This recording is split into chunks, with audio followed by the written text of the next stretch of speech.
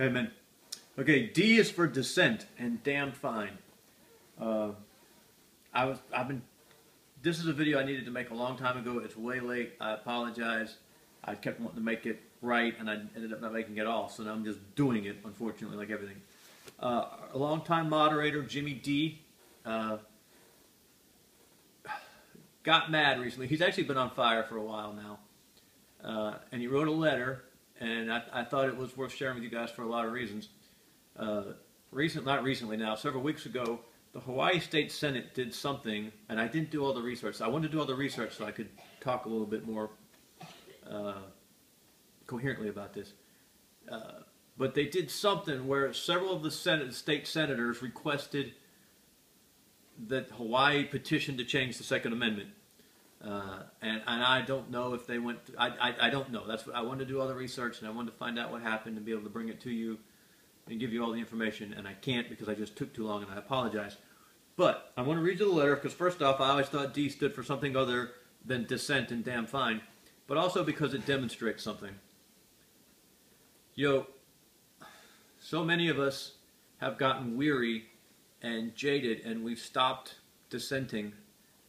And our enemies take that as victory and a sign they can move forward.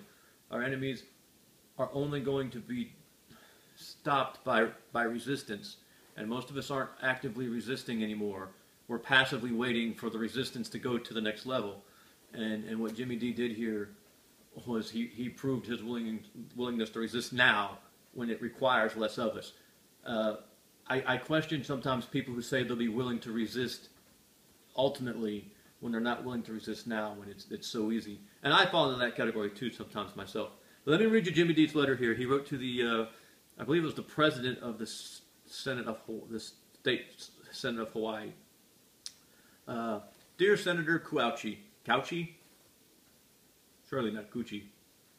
As a natural-born man of the, I love that. As a natural-born man of the United States of America, I hereby demand is capitalized, that you, in your official capacity as a leader of the Hawaii State Senate, immediately draw up charges of impeachment and submit them to the Hawaii House of Representatives for the purpose of removal from office for failure to adhere to their oath the following senators: Hawaii Senator Stanley Chang, Hawaii Senator Rosalind H. Baker, Hawaii Senator Drew Mamo Kanua, Hawaii Senator Carl Rhodes, Hawaii Senator Laura H. Thielen.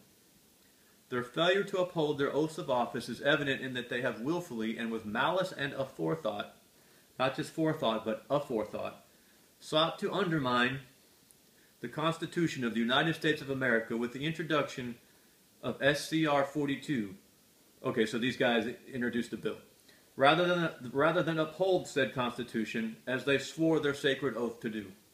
I find the submission of SCR 42 to be an egregious and flagrant contradiction to the oath of office, which is required of all eligible public officers pursuant to Article 16, Section 4 of the Hawaii Constitution as stated below. Oath of Office. Section 4. All eligible public officers, before entering upon the duties of their respective offices, shall take and subscribe to the following oath or affirmation. I do solemnly swear or affirm that I will support and defend the Constitution of the United States and the Constitution of the State of Hawaii, and I will faithfully discharge my duties to the best of my ability. As used in this section, eligible public officers, this is really well written and it gets really detailed. Here, let me just skip some of the legalese. I expect your immediate action, sir, as required by your oath of office and your leadership role as the President of the Hawaii Senate. Sincerely, and Jimmy D. Senate, and then David Burden Senate. And Burden cleaned up his prose a little bit, I'm told. What I wanted to highlight here is that we got to dissent.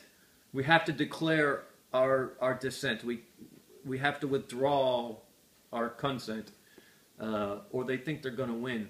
And I know we're all holed up and bunkered down, and we got our combat load of ammo, and we're ready to lock and load.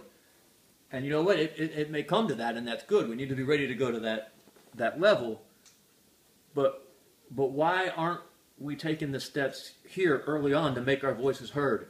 when we might be able to slow this train down a little bit, or God knows, who knows, maybe even reverse it. I don't know, but it's possible, you know. But we're getting tired, and we're getting desensitized to the constant drumbeat, and maybe we've started to think it won't really happen. I don't know, but whatever it is, you know, everyone's mad at the NRA, and that's fine. Good, be mad at the NRA, but the NRA used to be this really easy way to register your dissent. You know, when we were mad about gun laws, NRA membership skyrocketed, and everyone got worried because they knew the NRA was going to spend millions of dollars in elections. Okay, so the NRA's gone now. We don't like the NRA anymore. What are we going to do? Jimmy and David, they did something. And you know what? They did something effective.